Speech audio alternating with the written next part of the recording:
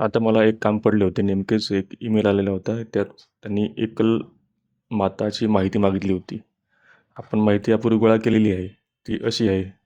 हे शाळांचे नाव आहे, साधन केंद्राचं नाव आहे, तालुका आहे, जिल्हा हे मुद्दा मी हाईड केलेले आहे. आणि इथे माहिती आहे वर्गवाईज आहे. पहिलीचे एवढे विद्यार्थी, दुसरीचे एवढे विद्यार्थी, तिसरीचे एवढे.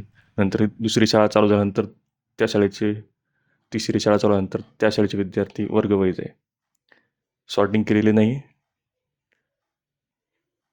आता ही माहिती आपल्याला वरिष्ठ कार्यालयाने दिलेले ईमेलमध्ये अशी मागितलेली आहे. पहिलीचे मुले-मुली, दुसरीचे मुले-मुली, तिसरीचे मुले-मुली असे 12वीपर्यंत सर्वांची मुली-मुली आणि शेवटी टोटल. आता आपल्याला या फाईलमधून माहिती काढण्यासाठी बराच वेळ लागेल, कारण तुम्हाला हे सुरुवातीला सॉर्ट करावं लागेल वर्गवाईज.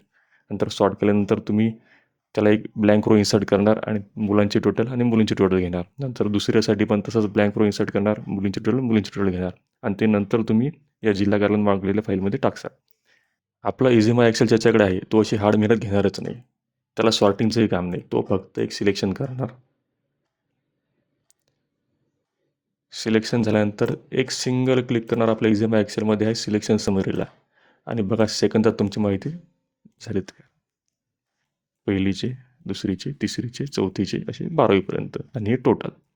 बघा टोटल 267 आहे आणि याचे टोटल दाखवतो मी तुम्हाला. हे सिलेक्ट करून इथे बसता 267. एका सेकंदात माहिती तयार होते आपल्या इझीमाय एक्सेलमुळे. आत्ताच डाउनलोड करा आणि वापर चालू करा.